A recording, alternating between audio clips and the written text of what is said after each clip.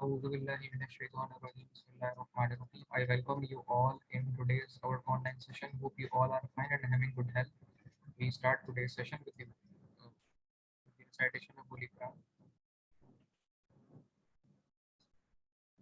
सब तारीफ अल्लाह के लिए जो मालिक है सारे जहान वालों का, मेहरबान निहायत रहम वाला मालिक है जो कुछ सजा को हम तेरी ही इबादत करते हैं, तुझे हम मानते हैं, उसी तरह से चला रास्ता उनका जिन पर तूने इनाम किया, ना कि उनका जिन पर तेरा बस हुआ और ना उनके वो का। सब अल्लाह। We again start our session with the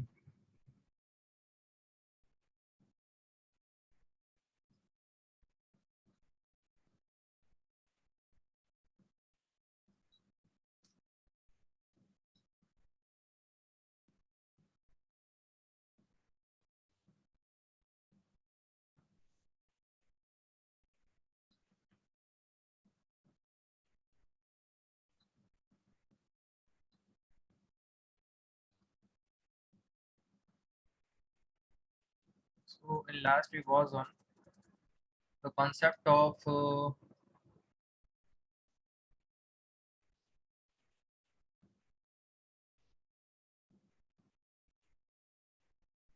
dams and hydroelectric power station. So in last we were discuss about the Hoover Dam, which is in the Colorado River, that is in USA. So it having the installed capacity 280 megawatt. So it's the largest dam in USA. Mean annual generation, that is 4.2 billions of kilowatt hour, and maximum head having 180 of meter. It's a great site which is installed out there. Minimum head 128 meters. So maximum and minimum are the capacities by which it filled indicators. 17 main Princess turbine generators. Princess turbine we already discussed in our previous session. The types of turbine, that would be gravity turbine, Princess turbine, reaction turbine, impulse turbine. All the category of turbine we already discussed in our previous session. So there are 17. A common type of turbine is Princess turbine generators, and two Pelton water wheel station serve units service unit. Reservoir total storage capacity 36.8 billion meter cube. So it's the largest dam of capacity having the 2080 megawatt. Further, another dam which is the Efezim on Rem River, Germany. So it is also an enormous kind of structural dam, which you can see it having the capacities and not enormous. It is a small dam which is 148 megawatt. It is small as compared to the Hoover Dam. Mean annual generation is 730 myokilowatt hour. So it's a unit of energy production as well. Further, mean head is 11 meter, maximum admissible turbine flow, and having the, yes my friend, having the kind of question. Okay, the Q factor is 1500 meter cube per second. That's a flow of water which is flow from these sides of incoming and outgoing turbine. 5 bulb turbine Kaplan with the horizontal axis, because it's an largest head maximum type of dam of power generation, and this one is the uh, and even the Princess turbine installed 17 out there, but here are 5 bulb turbine of Kaplan installed out there. Kaplan turbine and Princess turbine we already discussed in our previous session in third way. Further, in the research report, the design aspect, the site layouts, that how site it looks like, it is in crockery, means that कि ये पथरीले इलाकों में बना हुआ है या किस तरीके का है, या आपको स्ट्रक्चरल बनाना है, तो ये साइट विजिट के बाद आपको बहुत सारी चीज़ों का आइडिया होता है। फिर दूसरी बात ये है कि इनके जो लो हेड स्कीम्स हैं, आपको हेड्स किस तरह के रखने हैं, जो गेट्स हैं वो किस तरह के रखने हैं, फिर उनकी कैटेगराइजेशन फर्दर इसमें की जाती है। तो ओवरऑल एक रिसर्च रिपोर्ट में ये सब चीज़ें भी फुलफिल होती हैं जो कि डिज़ाइन प्रोस्पेक्ट्स और एस्पेक्ट्स में आती हैं। हेडवर्क्स में हम कराए तो आप यहाँ देख सकते हैं कि इनमें बैकअप प्लान्स और जो कैनाल सिस्टम्स है वो भी दिए जाते हैं। जिस तरह आप हमारे उसमें है करीब डैम कौन सा है हमारा, हब डैम से ही कैनाल सिस्टम इस तरीके से दो नहर निकाली गई हैं जो कि कैनाल सिस्टम्स को आपको वाटर फीडिंग के लिए और जो आबादी को पानी देने के लिए, शहर को पानी देने के लिए, कैनाल सिस्टम्स को पानी देने के लिए यहाँ से निकाले जाते हैं। ये बैकअप के रखे भी जाते हैं कैनाल सिस्टम्स को फीड करने के लिए भी as a parallel in dams. ये रास्ते वाटर फ्लो के रखे जाते हैं। फिर इनकी टाइप्स बहुत ज़्यादा होती हैं, इनलेट है, कैनाल सिस्टम है, आउटलेट है, रेगुलेशन है, ओवरलैपिंग एस्पेक्ट में है, फ्लैपर के अंदर है, रोलर है और फ्लैप गेट होते हैं, शार्प सैम्पलिंग भी होते हैं। तो ये सारे उनके फिर टाइप्स होते हैं कि आप किस तरीके से ये निकालना चाहते हैं। तो फर्दर जो है ये भी हमारे कुछ dam example, the gravity dam based जो है वो थ्री गॉर्जस डैम है हमारा चाइना का, जो कि ग्रेविटी बेस्ड डैम पे बना हुआ है और it's a world largest dam. 22,500 megawatt capacity dam is the Three Gorges Dam, and this 22,500 is the daily capacity of Pakistan, even daily requirement. Sorry, another dam which is the 2,500 megawatt dam is the Hoover Dam in USA, and further another is the Rosen Dam in France as well. Germany, we already seen the previous dam, which is 148 megawatt, the kind of small capacity. So these are the further aspect related to the dam, which are the pictorial representation that how the water is flow from its penstoke and maintain the pressure, and how the turbine of princess flow by the flow. So these are the another sides of Colorado Dam. You can see these are the level checkers of the head, how much fill or not. These are the indicators which tell us. So these are the canal system by which it feeds the supply. So Pelton turbine, it is also known as the impulse turbine as well. So these are the at the end generator which is installed end side of our hydropower station. The this one we call a generator which is coupled with the turbine or water turbine. So all the basic scenarios we already discussed in our total 4 chapters. Project development, that how the project would be installed.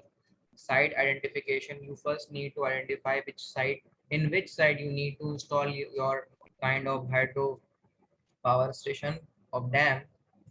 The site categorization and specification is also play a vital role. Further, the typical HPP development steps of bank perspective, what would be। अच्छा ये चीज़ ध्यान में रखें, एक dam बनाने के लिए आप डायरेक्टली इन्वेस्टमेंट नहीं कर सकते, आपको इन्वेस्टर्स चाहिए होते हैं जो उनमें इन्वेस्ट करें। खास तौर पे इनमें बहुत सारे जो प्राइवेटाइज आपके और नेशनल लेवल के ऊपर जो बैंक्स होते हैं, जिस तरह वर्ल्ड बैंक है, एशियन डेवलपमेंट बैंक है, जापान बैंक ऑफ जापान हो गया, ये वो हैं जो कि कम सूद पे कर्ज देते हैं और कंट्री डेवलपमेंट के लिए, कंट्री की खुशहाली के लिए जो उन्हें डैम दिए जाते हैं या फिर सॉरी फंड दिए जाते हैं, और इसके ज़रिए से ये फंड एलोकेट किए जाते हैं उन सूरत हाल और उन चीज़ों के ऊपर जिससे मुल्क की खुशहाली बढ़ती है। उन चीज़ों के लिए जो हुकूमतों को जो है वो डैम और वैक्सीनेशन और बहुत सारे इस तरह के, जैसे पोलियो वैक्सीनेशन हो गई, बिल गेट्स की तरफ से ही मिलता है, और कोरोना वैक्सीनेशन हो गई, चाइना और बहुत सारे लोग इसमें ताउन करते हैं। तो इस तरह डैम बनाने के लिए भी और कचरा उठाने के लिए और बहुत सारे इस तरह के जो बड़े काम हैं, अगर आपकी हुकूमत इस काबिल नहीं है कि वो अकेले कर सके, तो इनके अंदर बहुत सारे डैम चैरिटी के लेवल पे और बहुत सारे इदारे चैरिटी के लेवल के ऊपर वो खैरात करते हैं और उसकी बिहाफ पे या उसे कर्ज देते हैं, उसकी बिहाफ पे हम उनमें डेवलपमेंट करते हैं। बाज़ हुकूमतें जो हैं वो उसके ऊपर भी सियासत खेल जाती हैं। तो ये भी एक सोचने वाली बात है कि ये बहुत सारी चीज़ें जो हैं हमारी इसमें इन्वॉल्व होती हैं, क्योंकि डैम कोई रखे हुए पैसे से नहीं बन जाता, बल्कि इनके लिए बहुत ज़्यादा प्लानिंग करनी होती है, इनकी कमीशनिंग होती है, इनके स्टार्टिंग प्लान्स होते हैं जो कि फिर हम इन्वेस्टर्स को दिखाते हैं। वो लोग जो हमें उसके लिए लोन देंगे उससे हम बात करते हैं, फिर इनके किस्तें जाती हैं बाकायदा, फिर इनका सूद अलग और इनकी पेमेंट अलग जाती है, और ये कॉम्बिनेशन में जाती है, और फिर उसके हिसाब से ये सब चीज़ें हमारी चलती हैं। तो ये एक बहुत एक इम्पॉर्टेंट एस्पेक्ट है जिसको हमें समझना बहुत ज़रूरी है, और इसीलिए एक डैम बनने में इन तमाम जब फैक्टर की बुनियाद पर 5 से 7 साल लग जाते हैं एक नॉर्मल डैम बनने के लिए भी, जो एक बड़े लेवल का हो। छोटा डैम तो आपका 3 से 4 साल में भी बन जाएगा, लेकिन एक मोहम्मद डैम, गाजी ब्रोदरा डैम, इस तरह का बड़ा डैम बनने के लिए आपको कम से कम 7 साल चाहिए। Now we're moving towards chapter 6, which is the site selection. Is a key. It plays a key role in the hydroelectric power station development. Site selection is very important, क्योंकि साइट को जब तक आपने रिव्यू नहीं किया, उसका soil test करना कि वो इतना बड़ा पानी का जो प्रेशर है उसे बर्दाश्त कर सकता है नहीं, और उससे एनवायरमेंटल एस्पेक्ट कौन कौन से हैं जो कि मुतासर हो सकते हैं, क्या उसमें कंटिन्यूस पानी रन ऑफ द रिवर के जरिए या बैड डैम और रिजर्वायर के जरिए स्टोर हो भी सकता है या नहीं, और वो पानी कहीं ख़त्म तो नहीं हो जाएगा। इन सब की एक स्टडी और एक साइट का विजिट करना ज़रूरी है कि जिस जगह आप साइट लगा रहे हो ऐसा तो नहीं है वहाँ पे आबादी बहुत ज़्यादा हो, कि उनको रीलोकेट करने के नतीजे में आपको बहुत ज़्यादा इन्वेस्टमेंट करनी पड़ जाए और आपको डैम ओवरऑल बहुत महंगा पड़े। तो ये सारी वो बातें हैं जो कि आपको काउंट करना ज़रूरी है, और इसकी स्टडी के बगैर आपका डैम नहीं बन सकता, ठीक। क्योंकि आप जो भी कहीं के वो लेने जाते हैं, इसके लिए कर्ज लेने जाते हैं या इसको डिस्कस करते हैं इन्वेस्टर के जरिए, तो वो ये सारी चीज़ें चेक करेगा, क्योंकि वो साइट जो कि बहुत मसले मसाइल में हो उसको डैम के लिए हरगिज़ कोई इन्वेस्टर इन्वेस्ट नहीं करेगा जब तक उसके प्रॉब्लम्स को आप रिजॉल्व नहीं कर देते। तो ये बहुत एक इम्पॉर्टेंट एस्पेक्ट है। हाइड्रोलॉजी एंड एनर्जी कैलकुलेशन, ये भी बहुत एक इम्पॉर्टेंट है एस्पेक्ट के। आप जो इलेक्ट्रिसिटी जनरेट करना चाहते हैं, एक एनर्जी प्रोड्यूस करना चाहते हैं, तो हाइड्रोलॉजी और स्टडी के मुताबिक उसकी कैलकुलेशन भी आपको करनी पड़ेगी कि इतने पोटेंशियल के साथ क्या इलेक्ट्रिसिटी पैदा हो भी सकती है नहीं। जिस तरह हमने अपने प्रीवियस लेक्चर जो कि आज ही हमने ख़त्म किया उसमें हमने डिस्कस किया था कि हमारे बहुत सारे ट्रेटरी ऑफ द रिवर्स हैं, कैनाल सिस्टम्स हैं, और जो लेस देन 550 मेगावाट के डैम्स हैं, क्या वो इलेक्ट्रिसिटी इतने पोटेंशियल पैदा कर भी सकते हैं या नहीं। तो ये तमाम तर वो बातें हैं जिसको मद्देनजर रखते हुए आप कैलकुलेशंस करते हैं, क्योंकि आप डायरेक्टली इन्वेस्टमेंट कभी भी नहीं करेंगे, you need a plan of calculation as well. So hydrology is a study of all the kind of parameters related to the hydroelectric power generation, as we all known as dam. Flow duration curve and all the kind of parameters as well, कि पानी जो बहते हुए रफ्तार से आता है, क्या 10 साल तक 20 साल तक पानी की कंसिस्टेंसी वैसे ही रहेगी, क्या आने वाले टाइम में जिस तरह चश्मे यहाँ पे बहते हुए पानी आ रहे हैं क्या वो आगे भी ऐसे ही रहेंगे, किस तरह दरिया सिंध का पानी जो बहता हुआ आ रहा है क्या वो आगे आने वाले 25 और 50 साल तक ऐसे ही रहेगा। तो फिर इन्वेस्टमेंट आप उसमें करते हैं।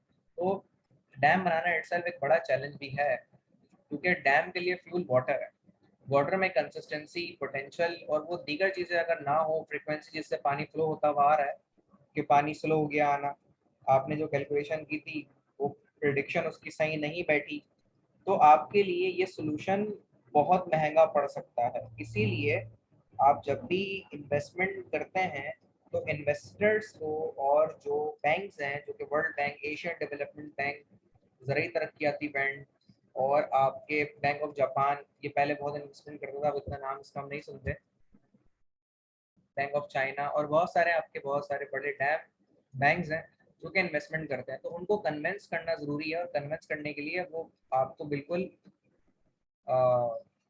फॉल्ट फ्री होना ज़रूरी है हर किस्म के नेचर से, वरना अदरवाइज आप ये डैम कभी भी बना नहीं पाएंगे अपने बलबूते पे। और डैम कभी भी चंदों से नहीं बनता, रिमेंबर दिस थिंग। आपको एक इन्वेस्टमेंट ऑफ कॉस्ट रखनी पड़ती है, क्योंकि इसके अंदर मिलियंस ऑफ डॉलर्स इन्वॉल्व होते हैं, और चंदों से आप इतनी रकम नहीं कलेक्ट कर सकते। वो बात ठीक है कि आप उसमें कैंपेन कर सकते हैं, लेकिन वो उसका 5 to 10% तक कर सकेगा, 15 to 20% कर देगा, लेकिन उसका 80% जो रह गया है वो चंदों से नहीं हो सकती, वो चैरिटी से नहीं हो सकती। You need a plan for it, you need to get loan for it. और इसमें जो है हुकूमतें अपना रोल प्ले करती हैं। परमिट्स एंड लाइसेंसिंग, इसकी बहुत ज़्यादा ज़रूरत होती है कि वो जो आपने प्लान दिया वो परमिटेबल है या नहीं, ऊपर से उसको लाइसेंस देना ज़रूरी है या नहीं, फिर आपकी कंट्री वाइज वापडा ने उसे लाइसेंस दिया हुआ है या नहीं, फिर उसके लाइसेंस वेरिफिकेशन के बाद जो है वो जो आपको इन्वेस्टर है, वो चाहे वर्ल्ड बैंक है, एशियन डेवलपमेंट बैंक, ज़रिए तरक्याती bank, bank of Punjab, sorry bank of Japan, या फिर आपके दीगर इन्वेस्टर जो कि इन्वेस्ट करते हैं, वो लाइसेंस फर्दर इशू करते हैं, जिसकी बुनियाद पर आपको देन कर्ज की अदायगी होती है और फिर आप अपनी एक टीम के साथ उसे फुलफिल कर पाते हैं। फिर उसमें सारी स्टडी होती है, प्रिवेंटिव एस्पेक्ट रिलेटेड कॉन्सेप्ट्स होते हैं, और फिर कंक्लूजन पे आके आप ये डिसाइड करते हैं कि ये तमाम तर चीज़ें स्टैंडर्ड के मुताबिक हैं तो ये डैम बनना चाहिए। तो अमूमन लगता है, लेकिन इसके ऊपर पूरी टीम होती है जो कि काम कर रही होती है। Another chapter which is related to the hydroelectric report research report, which is the construction is also a key feature in your hydro electric power station, कि आप जो कंस्ट्रक्शन कर रहे हैं उसमें मटेरियल कौन सा इस्तेमाल करेंगे, उसके लिमिट ब्रिगिंग स्ट्रेंथ कितनी है, और वो कितने साल तक अपने स्ट्रक्चर को मेंटेन रख सकता है मटेरियल के पॉइंट ऑफ व्यू से और कंस्ट्रक्शन के पॉइंट ऑफ व्यू से। तो ये बहुत ज़्यादा ज़रूरी है कि आप इसमें क्या चीज़ इस्तेमाल कर रहे हैं as a material, as a concrete, and as a जो उसमें सरिया इस्तेमाल होता है, दीगर चीज़ें। नंबर 10 पे कमीशनिंग पे आते हैं। जब आपका डैम बन चुका होता है तो फिर कमीशनिंग टीम आती है। जैसे अगर हम पाकिस्तान में बनाए तो वापडा की टीम होती है जो उसे कमीशनिंग करती है, और जो आपके इन्वेस्टर्स हैं वो उसकी कमीशनिंग करती हैं, और इन दोनों के ताउन के बाद ये जो डिसाइड होती है कमीशनिंग के बाद कि जी आपका हाइड्रो इलेक्ट्रिक पावर स्टेशन जो है वो इस काबिल है कि वो इलेक्ट्रिसिटी पैदा कर सकता है। तो ये चीज़ ध्यान में रखें कि डायरेक्टली इन्वेस्टमेंट करके डैम बना के आपको इलेक्ट्रिसिटी पैदा हो जाए, ये कोई बहुत आसान नहीं है। इसमें बहुत ज़्यादा स्टडी है, डेवलपमेंट है, लाइसेंसिंग है, कंस्ट्रक्शन है, और बहुत सारे अप्रूवल कमीशनिंग इन्वॉल्व है, जिसकी बुनियाद पर आपको इसका इजरा होता है। चैप्टर नंबर 11 जो है फर्दर रिपोर्ट का, जो कि hydro electric power station of research report, operation and maintenance. अब जब आपको अप्रूवल मिल जाता है और आप डैम से इलेक्ट्रिसिटी पैदा कर लेते हैं, जैसे टरबेला डैम है, वारसिक डैम है, मंगला डैम है, तशनाब डैम है, तो इनसे इलेक्ट्रिसिटी जब पैदा हो रही है तो ये इलेक्ट्रिसिटी पैदा करने के साथ साथ इनमें इंटरनल फॉल्ट्स भी आते हैं, ऑपरेशन फॉल्ट्स भी आते हैं, जिनकी प्रिवेंटिव मेंटेनेंस करना ज़रूरी होती है। और बहुत सारे मैकेनिज्म होते हैं जो कि आहिस्ता आहिस्ता बंद भी हो रहे होते हैं due to its reliability, due to depreciation. तो इन तमाम तर चीज़ों के अंदर उसकी कॉस्ट इन्वॉल्व होती है, और इनमें ऑपरेशन और मेंटेनेंस के कॉस्टिंग के बिहाफ पे आपको इसकी स्टडी भी करना ज़रूरी होती है। क्योंकि आप इसको इस तरह देख लें कि आप जब एक बाइक भी ख़रीदते हैं तो उसकी ट्यूनिंग की कॉस्ट, उसकी ऑयल चेंजिंग की कॉस्ट, उसकी पेट्रोल एक बड़ा उसमें कॉस्टिंग एस्पेक्ट है, उसकी टाइमिंग चेन, उसकी स्प्रॉकेट, उसके पंचर हो जाए तो ये सारी उसकी ऑपरेशन और मेंटेनेंस कॉस्ट होती है, जो कि आप जानते हैं किसी छोटी बाइक लेने के नतीजे में भी आपको ये सब चीज़ें कॉस्ट बेयर करनी पड़ेगी। इसी तरीके से जब आप एक रिजर्वायर ऑफ डैम इंस्टॉल करते हैं ओवरऑल इन द सिटी, तो आपको उसकी मेंटेनेंस कॉस्ट और ऑपरेशन कॉस्ट भी काउंट करनी पड़ेगी, अदरवाइज वो आपके लिए एक बड़ा चैलेंज साबित होगा।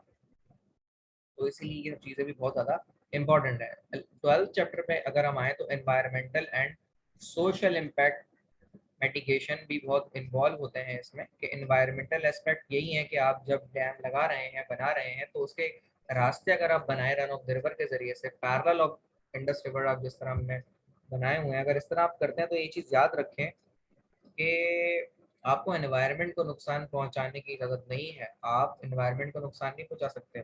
आप इस तरह के रास्ते नहीं बनाएंगे जिससे आपकी आबादी बहुत ज़्यादा ख़त्म हो रही हो, या बहुत ज़्यादा दरख्त आपको काटने पड़ जाए, या फिर आप लंबा रास्ता लेकर आपकी कॉस्टिंग इसमें बहुत ज़्यादा लग जाए। तो इस तरह के एनवायरमेंटल इम्पैक्ट और एनवायरनमेंट को नुकसान ना पहुंचाते हुए आपको उसको करना पड़ेगा। और इसके सोशल इम्पैक्ट को भी देखना पड़ेगा कि जहाँ बहुत ज़्यादा हशरात या जानवर रहते हैं, वहाँ पे कुछ इस तरह की स्पीशीज़ आबाद हैं जो कि रेयर हैं। हिरन कुछ इस तरह के वाइट हिरन होते हैं, तो आप अगर उनका इलाका ख़त्म कर देंगे तो फिर उनके लिए रहना मुश्किल हो जाता है। कुछ इस तरह की पौधे होते हैं, कुछ इस तरह के जड़ी बूटियां होती हैं, कुछ इस तरह के स्पीशीज होती हैं जो कि उन स्पेसिफिक इलाकों में ही नुमाया होती हैं। तो आप अगर वो इलाके ख़त्म कर देंगे, उनके दरख्त ख़त्म कर देंगे, उसके एनवायरनमेंट को तब्दील कर देंगे, तो वो स्पीशी जो है वो डैमेज हो जाती है। और इसमें वाइल्ड लाइफ जो है आपको एक बड़ा नोटिस मिल सकती है इसके बिहाफ पे कि आपने इसको चेंज करने के नतीजे में स्पीशीज को बहुत ज़्यादा नुकसान पहुंचा दिया है। तो इनको भी इम्पैक्ट और काउंट करना ज़रूरी होता है, जो कि स्टडी वाइज हम देखते हैं। Capital and operation maintenance cost की हम बात करें तो कैपिटल कॉस्ट यानी कि ओवरऑल कॉस्ट पूरे के पूरे सिस्टम की, मेंटेनेंस और ऑपरेशन कॉस्ट ये भी काउंट करनी होती है क्योंकि इनमें फाइनेंस इन्वॉल्व है। तो बगैर इसकी कैलकुलेशन के आप बिल्कुल भी डैम नहीं बना सकते, तो ये प्लानिंग भी उसमें ज़रूरी है। अच्छा, फर्दर हम अगर 14 चैप्टर के ऊपर आए तो इकोनॉमिक्स एंड फाइनेंशियल एनालिसिस।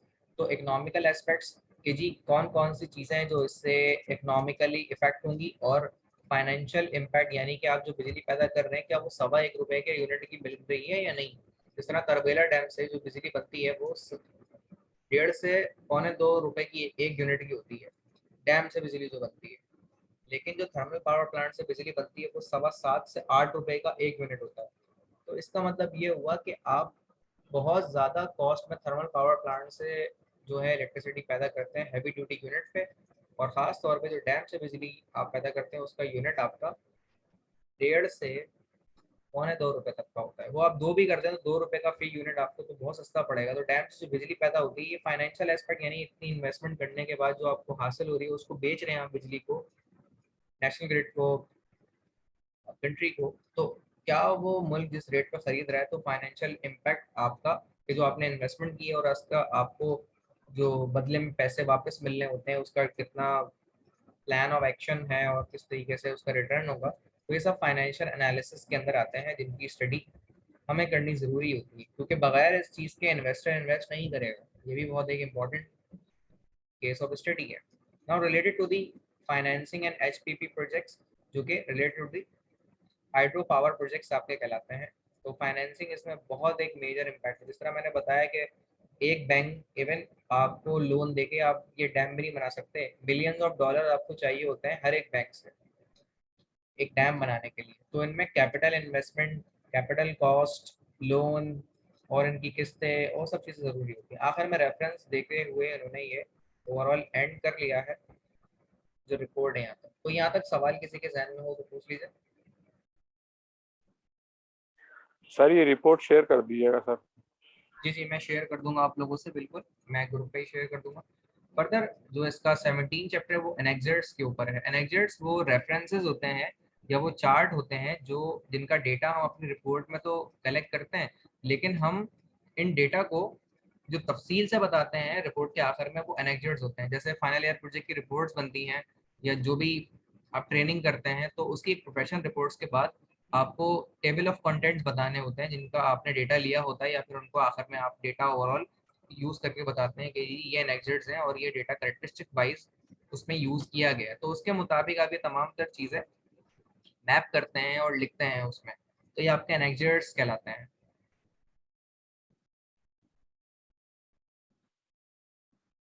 तो एनेक्सर्ट्स के अंदर इस तरह टेबल की फॉर्म में बहुत सारे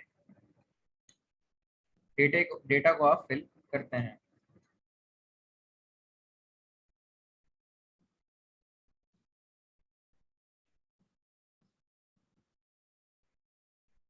अच्छा, लास्ट एक्रोनिम्स। एक्रोनिम्स पे आते हैं और सबसे पहले ही एक सपोर्टिव बैंक का ही नाम है जी, एडीबी, एशियन डेवलपमेंट बैंक। ये वो एशियन डेवलपमेंट बैंक है जो एशियन कंट्रीज को आप डेवलपमेंट के लिहाज से या नॉन एशियन कंट्रीज को भी लोन की सूरत में, सूद की सूरत में आपको कर्ज प्रोवाइड करता है, जिसके नजरिए आपको इस इन्वेस्टमेंट मिलती है और उसको आप फुलफिल करते हैं। तो एशियन डेवलपमेंट बैंक, ज़रूरी तरक्याती बैंक, बैंक ऑफ जापान और वर्ल्ड बैंक, ये वो इदारे हैं जो कि आपको प्रोवाइड करते हैं। और ये एक्रोनिम्स जो हमने यूज़ किए हैं उनके स्टैंड फॉर आपको यहाँ पे मिल जाएंगे, जो भी स्टैंड फॉर आप इसमें यूज़ करते हैं रिपोर्ट में। तो एक प्रोफेशनल रिपोर्ट्स के अंदर ये तमाम तर चीज़ें होना ज़रूरी होती हैं। और एट द एंड में एक ब्लैंक पेज होता है जो कि स्टैंडर्ड के मुताबिक यहाँ पे उसको ज़रूरी होता है।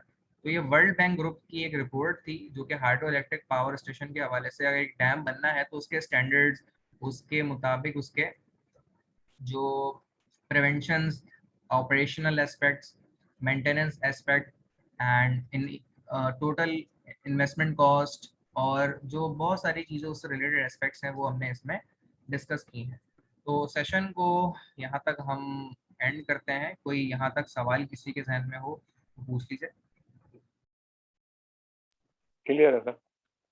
ओके, अगर सबके जहन में क्लियर है तो फिर बल्कि हम आगे चलते हैं और एक चीज़ मजीद लेक्चर वाइज हम इसमें डिस्कस कर लेते हैं।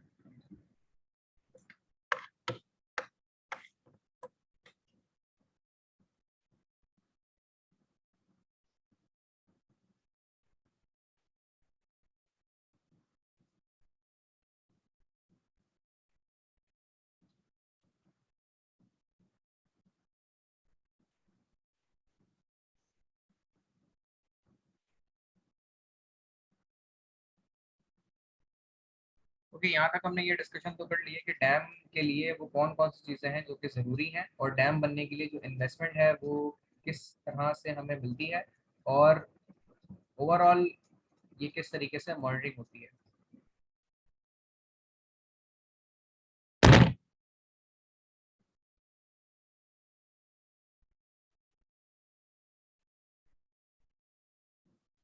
तो इस सेशन को यहाँ पर एंड करते हैं। अल्लाह हाफिज़।